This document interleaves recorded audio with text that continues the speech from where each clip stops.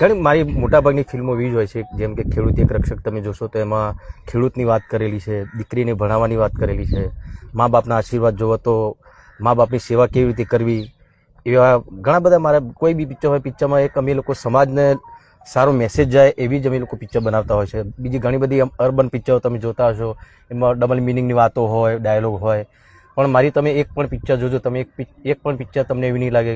એ દરેક પિક્ચર દરેક સમાજને કંઈક મેસેજ આપતી હોય એવી મારી દરેક પિક્ચર. જેમ કે હમણાં જ પિક્ચર ભોળાનો ભગવાન તમે જોઈએ છે, એ સુંદર મજાની ફિલ્મ, એ પણ તમે આ બધાએ બહુ વખાણી, અને એક સુંદર મજાનું એમાં વિષ્ણુ ભગવાનનું પાત્ર હતું જે મેં ખુદ ભજવ્યું હતું એમાં.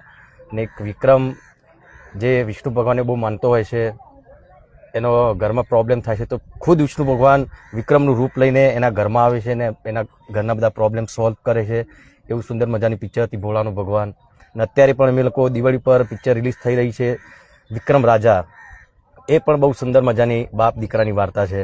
એ પણ તમને બધાને બહુ ગમશે. અને મારા ઠાકોર સમાજ, ક્ષત્રિય સમાજ સાથે દરેક સમાજ 18 વર્ણ મને બહુ પ્રેમ કરે છે અને મારી પિક્ચરો જોવે છે. અને બસ તમે બધા છો, સમાજ છે, અને દરેક સમાજના મારા આગેવાનો મિત્રો છે, આશિકો છે, ચાહકો છે, એ બધાના જ આશીર્વાદથી અત્યારે હું અહીંયા છું.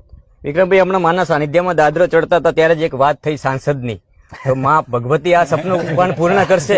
બાપુએ તો એનાઉન્સ કરી દીધું હતું પ્રોગ્રામમાં જ. હવે એ તો હવે ભગવતીના એના ઉપર છે, એનો આદેશ હશે, બાપુનો જે આદેશ હશે એ પ્રમાણે થશે.